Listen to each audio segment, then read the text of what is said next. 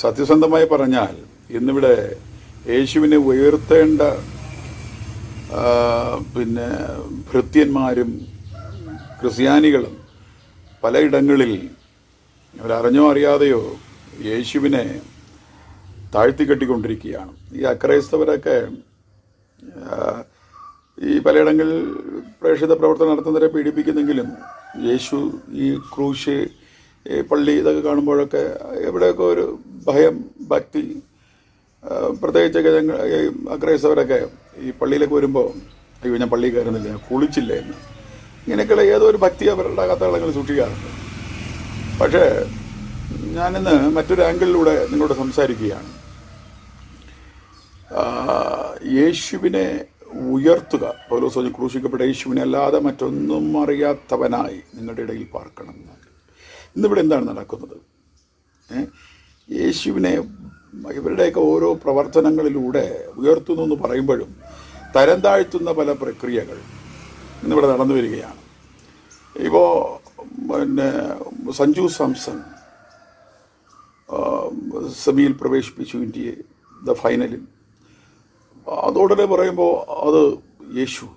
സഞ്ജു എത്രയോടൊക്കെ ആയിട്ടുണ്ട്, ഔട്ടായിട്ടുണ്ട്, അവിടെയൊന്നും യേശുവിനെ പറയുന്നത്. പിന്നെ തൊട്ട് മുമ്പ് ഏതോ ഒരു പിന്നെ പെൺകുട്ടി ഇന്ത്യൻ വനിതാ ക്രിക്കറ്റ് ടീമിൽ ഒരു പാസ്റ്റർ പ്രാർത്ഥിച്ചു വിട്ടു. അതുകൊണ്ട് അത് കഴിഞ്ഞ് തോറ്റ ചരിത്രങ്ങളെന്ന് പറയും. അപ്പോൾ യേശുവിനെ എത്ര രീതി, യേശുവിനെ എങ്ങനെയാണ് മറ്റുള്ളവർ കാണുന്നത് ഇവരുടെ ഇതിലൂടെ? ഇപ്പോൾ ഇസ്രായേൽ മറ്റവരെ തോപ്പിച്ചു, അവിടെ ബോംബിട്ടു, ഇവിടെ ബോംബിട്ടു, ദൈവത്തിൻ്റെ ജനം എന്നൊക്കെ പറഞ്ഞ് കുറേ അന്ത്യകാല പ്രവാചകന്മാർ എഴുന്നേറ്റിരിക്കുകയാണ്. മറ്റേ കുറേ രമ്യാലും അവിടെ ഇവിടെയുള്ള കുറേ മുറിവാക്യങ്ങൾ എടുത്ത് വെച്ചുകൊണ്ടൊക്കെ. അല്ല, നീയൊക്കെ എന്തിനാണ് നീയൊക്കെ ഇതൊക്കെ പറയുമ്പോഴെല്ലാം മറ്റുള്ളവർ യേശുവിലേക്ക് ആകർഷിക്കപ്പെടേണ്ടവർ യേശുവിനെ ഒരു ശത്രുവായിട്ടും ഒരു പരിമിതപ്പെടുത്തിയല്ലേ കാണുന്നത്. ഒരു ചെറിയൊരു ബോംബിട്ടപ്പോൾ ആ ബോംബിടാൻ സഹായിച്ച യേശു. മനസ്സിലായി? ചിലരൊക്കെ യേശുവിനെ ഉയർത്തുന്നു, പണ്ടത്തെ ആൾക്കാരൊക്കെ. ശരൂരിലെ പനിനീർ പുഷ്പം, യേശുവിൻ്റെ ശരീരം നിങ്ങൾ നോക്കണമേ കോമളരുത്. ഇതാണോ യേശുവിനെ ഉയർത്തുന്നത്? ഇങ്ങനെയാണോ? ഇങ്ങനെയും ചിലരൊക്കെ യേശുവിനെ ഉയർത്തുന്നു എന്നൊക്കെ പറയാറുണ്ട്. ഇപ്പോൾ നമ്മൾ പ്ലാറ്റ്ഫോമിലൊക്കെ ഈ ഹീലിംഗ് മിനിസ്ട്രി ചെയ്യുന്നവരുണ്ട്. സ്നേഹിതരെ, ഒരു മ്യൂസിക് സാധാരണ ഈ കീബോർഡ് ഇല്ലാത്ത പരിപാടിയില്ല പ്രസംഗത്തിൽ. ഇവിടെ നമുക്കറിയില്ല, ക്ലി ക്ലി ക്ലി. അപ്പോൾ ഇതിൻ്റെ മറവിൽ മ്യൂസിക്കും സൗണ്ടും ലൈറ്റും ഇതിൻ്റെ മറവിലൊക്കെ അവസാനം വന്ന് സാക്ഷ്യം പറയുന്നു. പിന്നെ 40 വർഷമായ ക്യാൻസർ മാറി. കാരണം ആ സ്റ്റേജിൽ ഡോക്ടർ ഇരിക്കുന്നതാണെങ്കിൽ ഡോക്ടർ സ്ഥിരീകരിച്ചിരിക്കുകയാണ്. മനസ്സിലായില്ലേ? ക്യാൻസർ മാറി, പിന്നെ മുഴ മാറി. യുവമാരി തന്നെ പറയുകയാണ് അങ്ങനെ. ഇപ്പോൾ ഉണ്ടോ? ഇപ്പോൾ ഇല്ല. അപ്പോൾ ക്യാൻസർ മാറി. അപ്പോൾ ഇങ്ങനെയൊക്കെ പറയുമ്പോൾ ഇതൊക്കെ സമൂഹത്തിലുള്ള വിവരമുള്ള ആൾക്കാർ കേൾക്കുമ്പോൾ അവർ യേശുവിനെ പുകഴ്ത്തുന്നോ താഴ്വ നിങ്ങളിലൂടെ, നിങ്ങളുടെ പ്രഖ്യാപനങ്ങളിലൂടെ, നിങ്ങളുടെ ഈ കൊട്ടൻ ചുക്കാതി, ഈ മറ്റേ രോഗസൗഖ്യ ഈ ഉടായ്പിലൂടെ ഇതൊക്കെ ഔട്ട് ഓഫ് ഫാഷനായില്ലേ? കുറച്ച് പേരൊക്കെ കൈയടിപ്പിച്ച് പിന്നെ ഇപ്പോൾ എങ്ങനെ വന്നു, ഇപ്പോൾ എങ്ങനെ സൗഖ്യമായി, ഇപ്പോൾ എന്താണ് ഈ പ്ലാറ്റ്ഫോമിനകത്ത് കിടക്കുന്ന ഈ ഹീലിങ്ങും ഇതൊക്കെയെല്ലാം ആൾക്കാർ, വിവരമുള്ള ആൾക്കാരൊക്കെ, വിദ്യാഭ്യാസമുള്ളവർ, മെഡിക്കൽ സയൻസുമായി ബന്ധപ്പെട്ടവർ, നേഴ്സുമാരും ഡോക്ടർമാരൊക്കെ കണ്ടുകൊണ്ടിരിക്കുമ്പോൾ അവരുടെ ഉള്ളത്തിനകത്ത് ഇത് കാണുമ്പോൾ അവർക്ക് യേശുവേ എന്ന് വിളിക്കാൻ തോന്നുന്നു. അവർക്ക് പരിഹാസത്തോടും പുച്ഛത്തോടും കൂടെയൊക്കെ അല്ലേ? ഒറീസയിൽ സുവിശേഷ പീഡനം കണ്ടോ? യേശു കാറ്റടിച്ചു, സൈക്കിളിൽ കാറ്റടിക്കുന്ന, അല്ലെങ്കിൽ പിന്നെ ജിംനാഷ്യത്തിൽ പോകുമ്പോൾ ചെറിയൊരു റിലീഫ് കിട്ടുന്ന ഒരു ഇക്ലി, പിന്നെ ഗ്യാസ് മാറുന്ന സൗഖ്യം, അത് കഴിഞ്ഞിട്ട് പിന്നെ 2 ബാള് പിന്നെ 6 അടിക്കാൻ വേണ്ടി പ്രേരിപ്പിക്കുന്ന യേശു. ഈ നിലയിലൊക്കെ നീയൊക്കെ യേശുവിനെ ഈ സമൂഹത്തിൻ്റെ ഇടയിൽ വെളിപ്പെടുത്തുമ്പോൾ എങ്ങനെയുടെ യേശു മറ്റുള്ളവരുടെ ഇടയിൽ സമൂഹത്തിലേക്ക് ഞാൻ കർത്താവിനെ പ്രാപിച്ച് നിങ്ങൾ കേൾപ്പിക്കുന്നു എങ്ങനെ പോകും? അതാണ് പലപ്പോൾ മഹാത്മാഗാന്ധിയൊക്കെ ക്രിസ്തുവിലേക്ക് ആകർഷിക്കപ്പെടുവാൻ തടസ്സം എന്താണ്, ആരാണെന്ന് വ്യക്തമായിട്ട് അവർ, മഹാത്മാഗാന്ധി, വിവേകാനന്ദനൊക്കെ പിന്നെ അവർ തന്നെ വെളിപ്പെടുത്തിയിരിക്കുകയാണ്. ഒരുപക്ഷെ അതൊക്കെ ഒരു വസ്തുതയാണതെല്ലാം. നമുക്ക് ഇന്ന് നമ്മൾക്ക് ഈ പ്ലാറ്റ്ഫോമിൽ ആത്മീകാചാര്യന്മാർ, മെഗാ പാസ്റ്റർമാർ എന്ന് പറയുമ്പോൾ ഇവ എവരുടെ വിക്രിയകളിലാണ്, എവരാണ് ദിവ്യത്വം ക്രിസ്തു എന്ന നിലയിൽ യവന്മാരി കാണിക്കുന്ന മുഴുവൻ തരികിടകളും യേശുവിനെ അവർ ഉയർത്തുന്നതല്ല. വാക്കിലൂടെ യേശുവേ നീ മാത്രമേ പാട്ട്, അതിൽ ഇവരുടെ ഓരോ മീറ്റിംഗ് കഴിയുമ്പോഴും ജനങ്ങളുടെ ഉള്ളത്തിനകത്ത് യേശു വീണ്ടും വീണ്ടും അവരുടെ മനസ്സിലിരുന്ന് ഇടിഞ്ഞ് താണുകൊണ്ടിരിക്കുകയാണ്. മനസ്സിലായില്ലേ? ഇപ്പം പിണറായി വിജയൻ്റെ ഡയറി നോക്കിയാൽ രാവിലെ മീറ്റിംഗ്, ഉച്ചയ്ക്ക് മീറ്റിംഗ്, വൈകുന്നേരം മീറ്റിംഗ്, വി ഡി സതീശൻ അവിടെ മീറ്റിംഗ്, ഇവിടെ മീറ്റിംഗ്, മോഹൻലാലിനെ നോക്കിയാലും എല്ലാവർക്കും ഉണ്ട്. അതേപോലെ ഇവിടുത്തെ മെഗാ പാസ്റ്റർമാരെ നോക്കിയാലും ഇന്നിവിടെ, അവിടെ മീറ്റിംഗ്, അവിടെ കാത്തിരിപ്പ്, ഇവിടെ ഉണർവ്, അവിടെ സെമിനാർ, പാക്ക്ഡ്. ഒരു പ്രോഗ്രാം, ഒരു കലാപരിപാടി, ഒരു പരിപാടി, ഒരു അവതരണം, അത് കുറേയൊക്കെ സ്റ്റേജിലൊക്കെ നടത്തുമ്പോൾ നമുക്ക് തന്നെ അറിയാം, നമുക്ക് തന്നെ ഒരു ഇത് കിട്ടുന്നു, എന്ത് പറയുന്നു, ഒരു സിസ്റ്റം, പ്രാക്ടീസ്, ഒരു ഫ്ലോ കിട്ടുന്നു. അതിലൂടെയൊക്കെ ഓളം വരുന്നു. അവസരോചിതമായ പാട്ടുകൾ, തമാശകൾ, ഉദാഹരണങ്ങൾ, ജനങ്ങളെ ഇളക്കേണ്ട, കൈയുള്ളവർ കൈയടിച്ചാട്ട്, എത്രയോ പേർ മെഡിക്കൽ കയ്യിലായിരിക്കുന്നു, വന്നതല്ല എന്നൊക്കെ പറഞ്ഞ് ജനങ്ങളെ, പാവപ്പെട്ട ജനങ്ങളെ കിളിപ്പെടുത്തി ഈ സ്റ്റേജിൽ ചില പറയാറുണ്ട്, പിന്നെ കളം കിട്ടി സ്റ്റേജിൽ കയറുമ്പോൾ, സ്റ്റേജിൽ ഓരോ ടെക്നിക്കൽ ഭാഷ അവർക്കുണ്ട്, കളം പിടിച്ചു. ഇതൊക്കെ മറ്റൊരു കലാപമണിയും ഇവരൊക്കെ നടത്തുന്ന പോലത്തെ അവരുടെ ഡയറിയിലും തിക് പ്രോഗ്രാമുണ്ട്, നിങ്ങളുടെ ഡയറിയിലും തിക് പ്രോഗ്രാമുണ്ട്. പക്ഷേ ഈ പ്രോഗ്രാമിൻ്റെയും ഒക്കെ ഇടയിലൊക്കെ ഒരു 5-10 മിനിറ്റ് ഇടയ്ക്ക് ഷോർട്ട് പീരീഡ് കിട്ടും. അവിടെയാണ് ഞാൻ വീണ്ടും ആവർത്തിച്ചു പറഞ്ഞു, അവിടെയാണ് യഥാർത്ഥ ക്രിസ്തു നിങ്ങളിൽ വെളിപ്പെട്ടിട്ടുണ്ടോ എന്നറിയുന്നത്. അവിടെ നിങ്ങൾ ഒരു തേടാന്ന് വിളിച്ചാൽ നീ പോടാന്ന് പറയും.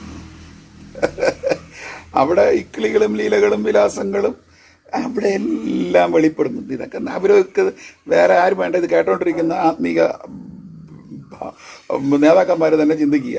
നിങ്ങൾക്ക് ഈ ഡയറിക്കകത്തുള്ള പാക്ക്ഡ് പ്രോഗ്രാമിൻ്റെ ഇടവേളകളിൽ നിങ്ങളുടെ അടുക്കൽ ഫേസ് ചെയ്യുന്ന വിഷയങ്ങളിൽ നിങ്ങൾ എങ്ങനെ ഈ വചനമായി, ചിലപ്പോൾ ഈ വചനം പ്രസംഗിച്ചുകൊണ്ടിരിക്കുമ്പോൾ അതിൻ്റെ ഇറങ്ങിയൊക്കെ വരുമ്പോൾ അതിൻ്റെ ഹാങ് ഓവറിൽ ചിലപ്പോൾ കുറേ അഭിനയം നടത്തി തന്നിരിക്കും. ഹാങ് ഓവർ വരുമ്പോൾ 1-2 ദിവസമൊക്കെ പ്രൈസ് ദി ലോർഡ്, ഓക്കെ സമയമില്ല. ഹാങ് ഓവർ കഴിയുമ്പോൾ വീണ്ടും തദൈവ വചനം, ഈ പ്രാക്ടീസ്, ഇത് കലാപരിപാടി, മോണോക്ട്, മിമിക്രി പോലെയൊക്കെ നടത്തി യേശുവിനെ അപമാനിച്ച് നിർത്തുക, തരം താഴ്ത്തുന്നത് നിർത്തുക, അവഹേളിക്കുന്നത് നിർത്തുക. യേശുവിനെ ഉയർത്താൻ പറ്റിയില്ലെങ്കിലും നീ അപമാനിക്കുക. ഇന്ന് പ്ലാറ്റ്ഫോമുകളിൽ പലരും ഈ നടക്കുന്ന സഞ്ജു സാംസനും മറ്റേ ഒരു കൊച്ച് പിന്നെ 6 അടിച്ചെന്നോ, അതേപോലെ പിന്നെ ഒറീസയിൽ ചുഴലിക്കാരടിച്ചെന്നോ, ഗാസയിൽ ഇസ്രായേൽ ബോംബിട്ടെന്നോ, പിന്നെ ഇല്ലാത്ത മഴ സൗഖ്യം, ഇതൊക്കെ പറയുമ്പോൾ മറ്റുള്ളവരിലേക്ക്, ശ്രോതാവിലേക്ക്, കാണുന്നവരിലേക്ക് യേശു അവരുടെ മനസ്സിൽ നിന്ന് ഇടിയുന്നു. ഒരിക്കൽ പോലും വീണ്ടും വിതയ്ക്കപ്പെടാൻ പറ്റാതെ വണ്ണം ഇടിയപ്പെടുകയാണ്. യേശുവിന് കൊടുക്കുവാൻ നമ്മൾ തയ്യാറാകണം. യേശുവിനെ എങ്ങനെ കൊടുക്കണം? ഏത് നിലയിലാണ് യേശുവിനെ കൊടുക്കേണ്ടത്? ഭൂതകാല നിത്യത മുതൽ ഭാവികാല നിത്യത. അപ്പോൾ പറയാം, അതിൻ്റെ പോയിന്റ് ഇവിടെ തുടക്കവും ഒടുക്കവുമില്ലാത്ത, ഇൻഫിനിറ്റിക്ക് അതീതമായ ഒരു ഫുൾ സ്റ്റോപ്പ് തുടക്കം ഇടുവാൻ കഴിയാത്ത, മനുഷ്യൻ്റെ ബുദ്ധി ഫുൾ സ്റ്റോപ്പിലേക്ക് തേടുന്ന, ഇൻഫിനിറ്റിയിലേക്ക് തേടുന്ന, ആ തേടലിന് പോലും പ്രാധാന്യം അർഹിക്കാത്ത ആ അനന്തതയിലെ ആവിഷ്കാരത്തിൽ നിറയുന്ന ദൈവം വചനമായി വെളിപ്പെട്ടു. അവൻ ജഡത്തിൽ വെളിപ്പെട്ടു. അവൻ ഈ ഭൂമിയിൽ ജനനം, ജീവിതം, കഷ്ടത, മരണമടക്കം, ഉയർത്തെഴുന്നേൽപ്പ്, സ്വർഗാരോഹണം, സിംഹാസനാരോഹണം, വീണ്ടും ആത്മാവായി പെന്തക്കോസ്തിനാളിൽ അവരോഹിച്ച് ആത്മാവായി, അതെ ക്രിസ്തുവായി വിശ്വസിക്കുന്ന, ബോധ്യപ്പെടുന്ന, തിരിച്ചറിയുന്ന ഓരോരുത്തരുടെ ഉള്ളത്തിനകത്ത് അവൻ വസിക്കുക മാത്രമല്ല, അവൻ വ്യാപരിച്ച് അവൻ നമ്മുടെ ഓരോ ഇന്ദ്രിയങ്ങളെയും ബാഹ്യേന്ദ്രിയങ്ങളെയും, നമ്മുടെ സ്വഭാവങ്ങൾ, സ്വാഭാവിക മനുഷ്യൻ, പ്രാകൃതങ്ങൾ, ശീലങ്ങൾ, ശൈലികൾ, പ്രവണതകൾ, DNA, നമ്മുടെ അകത്തുള്ള പഴയ മനുഷ്യൻ, ബൈബിൾ ഭാഷ പറഞ്ഞ പഴയ ആദം, എല്ലാത്തിനെയും മാറ്റി മറ്റൊരു ക്രിസ്തുവായി, ചലനമായി നമ്മുടെ ഉള്ളത്തിനകത്ത് അവൻ ചലിക്കുകയും ജീവിപ്പിക്കുകയും അനേകരെ ജീവിപ്പിക്കുകയും ചെയ്യുന്നു. അതാണ് യേശു പറഞ്ഞ, ലോകം മുഴുവനും പോയി നിങ്ങളിങ്ങനെ കലാപരിപാടി പറഞ്ഞ് പ്രസംഗിച്ചുകൊണ്ട് നടക്കാനല്ല പറഞ്ഞത്, നടന്നും അല്ല, നിങ്ങളെൻ്റെ സാക്ഷ്യമാകുക, പത്രമാകുക, വചനം നിങ്ങളിൽ ദേഹരൂപമെടുക്കുക, ജഡമാകുക, ചൂടടയാളമാകുക. ആ ചൂടടയാളമായ ആ മറ്റ് മറ്റൊരു ക്രിസ്തുവായ ആ നമ്മുടെ അകത്തിരിക്കുന്ന ആ ആത്മാവ് ബോധ്യത്തിലും തികവിലും സത്യത്തിലും പരിജ്ഞാനത്തിലും നീളത്തിലും വീതിയിലും നമ്മുടെ ഓരോ ബാഹ്യ ആന്തരിക അവയവങ്ങളുടെ അഗ്രം വരെ, മസ്തിഷ്കത്തിൻ്റെ അഗ്രം വരെ, നമ്മുടെ തിരിച്ചറിവിൻ്റെ അഗ്രം വരെ, നമ്മളിൽ കെമിസ്ട്രിയൊക്കെ മസ്തിഷ്കം നടക്കുന്നല്ലോ, ശാസ്ത്രം പറയുന്നു. അതിനെയൊക്കെ കൺട്രോൾ ചെയ്തുകൊണ്ട് ആത്മാവ് ഭരിക്കുന്ന ഒരു ആത്മീക ആ ഒരു കർത്തൃത്വത്തിന് കീഴിലുള്ള ആ ഒരു ജീവിതം ജീവിച്ച്, ആ ജീവിച്ച ജീവിതത്തിലിരുന്ന് നീ പറയുന്ന പല കോടി വാക്കുകളല്ല, ഒരു വാക്ക് അത്ഭുതത്തെ കൊണ്ടുവരും. ഒരു സ്പർശനം അവിടെ രോഗശാന്തിയെ കൊണ്ടൊരു ഭൂതശാന്തിയെ കൊണ്ടുവരും. ഇതാണ് യേശു പറഞ്ഞത്. അതല്ലാത്തതെല്ലാം ഞാൻ പ്രസംഗിക്കാത്ത മറ്റൊരു യേശു, മറ്റൊരാത്മാവ്, വേറൊരു സുവിശേഷം. യേശുവിനെ തരം താഴ്ത്തുന്നവരെ, യേശുവിനെ അവഹേളിക്കുന്നവരെ അയ്യോ കഷ്ടം.